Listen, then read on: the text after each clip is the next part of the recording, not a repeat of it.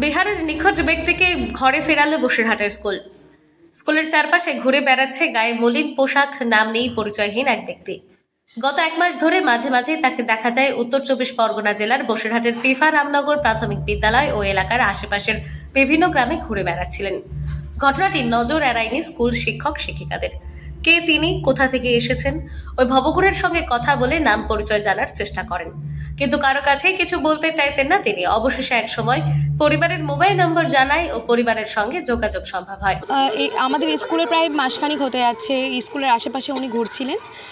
আমরা হঠাৎ করে দেখি উনি একদিন এসেছেন অনেক দূর থেকে, বাচ্চারাও ওনাকে ডিস্টার্ব করার চেষ্টা করছেন। তা আমাদের স্কুলে আমরা যারা আছি, আমাদের সহশিক্ষক যারা আছেন, তারা একসঙ্গেই চেষ্টা করি যে বাচ্চাদেরকে এটা বলার জন্য যে ওনাকে যাতে ডিস্টার্ব করা না হয়, আর তার সাথে উনি যাতে মিড ডে মিলের খেতে পারেন এই জন্য সবাই মিলে ব্যবস্থা করি।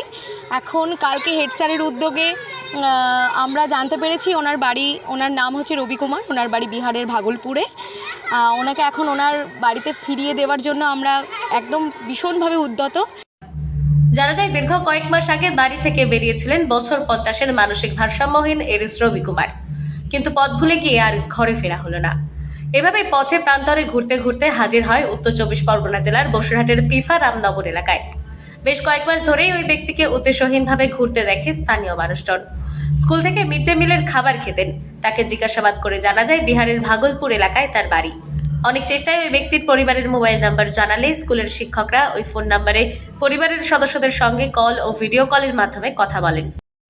এদিন বিহার থেকে ওই ব্যক্তির পরিবারের সদস্যরা বসিরহাটে এলে তাকে পরিবারের হাতে তুলে দেওয়া হয়।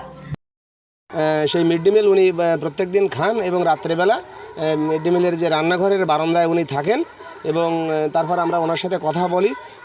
উনি কথা বলতেও পারেন, হিন্দিতে কথা বলেন। পরে আমরা জানতে পারি উনি বিহারের সম্ভবত ভাগলপুরের বাসিন্দা। কিন্তু গতকাল ওনাকে আমি ফোন নাম্বার জানতে চাই যে উনি কোনো ফোন নাম্বার বলতে পারেন কি না, কিন্তু উনি ঠিক ফোন নাম্বার বলতে পেরেছেন। সেই ফোন নাম্বারে আমি ফোন করি এবং বাড়ির লোক যোগাযোগ করে, ভিডিও কলে ওনাকে দেখে তারা প্রচণ্ডভাবে উচ্ছ্বসিত এবং আনন্দিত।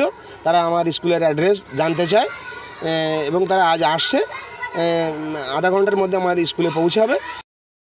স্বাভাবিকভাবে বহুদিন পর পরিবারের সদস্যরা তাকে কাছে পেয়ে খুশি সকলেই।